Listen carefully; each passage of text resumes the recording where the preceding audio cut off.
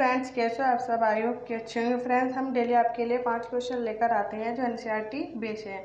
तो इससे पहले क्वेश्चन हमने करा दिए हैं। आज के क्वेश्चन हम आज लेकर आए हैं। फर्स्ट क्वेश्चन है, राज्यों, नगरों, शहरों तथा गांवों और विश्व के विभिन्न देशों व राज्यों तथा उनकी सीमाओं को दर्शाने वाले मानचित्र को क्या कहा जाता है? उसे कौन से मानचित्र कहा जाता है? उसे कहा जाता है राजनीतिक मानचित्र। जैसे व्याख्या है, राज्यों, नगरों, शहरों, गांवों और विश्व के विभिन्न देशों व राज्यों तथा उनकी सीमाओं को दर्शाने वाले मानचित्र को राजनीतिक मानचित्र कहा जाता है। नेक्स्ट क्वेश्चन है हमारा, थीमैटिक मानचित्र में किसे किसे शामिल किया जाता है? ऑप्शन है, पहला है हमारा सड़क मानचित्र, दूसरा वर्षा मानचित्र, तीसरा है वन तथा उद्योग के वितरण को दर्शाने वाले मानचित्र। ये हमारा कोड का है, इसमें कौन सा हमारा ऑप्शन आएगा? ऑप्शन आएगा उपयुक्त डी, मतलब उपयुक्त सभी। कुछ मानचित्र हमें विशेष जानकारी प्रदान करते हैं, जैसे सड़क मानचित्र, वर्षा मानचित्र, रेलवे मानचित्र, वन तथा उद्योग आदि के वितरण दर्शाने वाले मानचित्र इत्यादि। इस प्रकार के मानचित्र को थीमैटिक मानचित्र कहते हैं।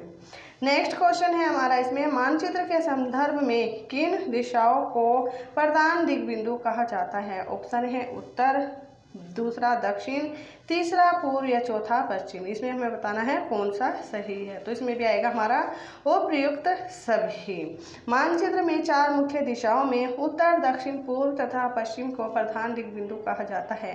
बीच की 4 दिशाएं उत्तर पूर्व, दक्षिण पूर्व, दक्षिण पश्चिम तथा उत्तर पश्चिम है। इन बीच वाली दिशाओं की मदद से किसी भी स्थान की सही स्थिति का पता लगाया जा सकता है। नेक्स्ट है हमारा, मानचित्र के संदर्भ में रूढ़ प्रतीक किसे कहा जाता है?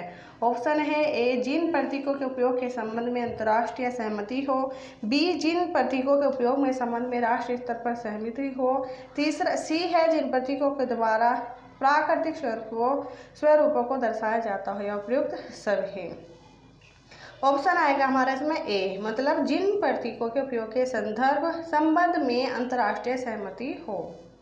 मानचित्र के 3 घटक होते हैं, दिशा, दूरी और प्रतीक। प्रतीक मानचित्र का तीसरा प्रमुख घटक है।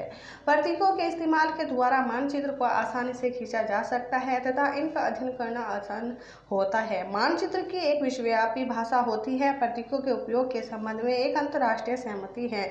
इन्हें रूढ़ प्रतीक कहा जाता है। किसी भी मानचित्र पर वास्तविक आकार एवं प्रकार के विभिन्न आकृति जैसे भवनों, सड़कों, पुलों, वृक्षों, रेल की पटरियां या कुएं को दिखाना संभव नहीं होता, इसलिए वे निश्चित अक्षरों, छाया, रंगों और चित्रों तथा रेखाओं का उपयोग करके दर्शाए जाते हैं। ये प्रतीक कम स्थान में अधिक जानकारी प्रदान करते हैं।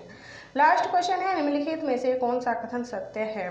पहला है हमारा, जो मानचित्र पैमाने पर आधारित न होकर याददाश्त और स्थानीय प्रेक्षण पर आधारित होते हैं उन्हें रेखा चित्र मानचित्र कहते हैं। दूसरा है, एक छोटे क्षेत्र का बड़े पैमाने पर खींचा गया रेखा चित्र खाका कहलाता है। ऑप्शन आएगा हमारा एक और दोनों क्या है? सत्य है। रेखा चित्र मानचित्र के अंतर्गत कच्चे आरेख को बिना पैमाने की सहायता से खींचा जाता है, जो कि याददाश्त और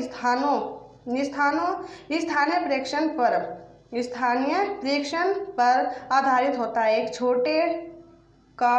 एक छोटे क्षेत्र का बड़े पैमाने पर खींचा गया रेखा चित्र खाका कहा जाता है। अतः क्या है? दोनों कथन सत्य है। तो हमारे 5 क्वेश्चन कंप्लीट होता है, ये जो हर एग्जाम के लिए मोस्ट इंपॉर्टेंट है। मिलते हैं नेक्स्ट क्लास में अच्छे क्वेश्चनों के साथ। तब तक के लिए बाय बाय, टेक केयर।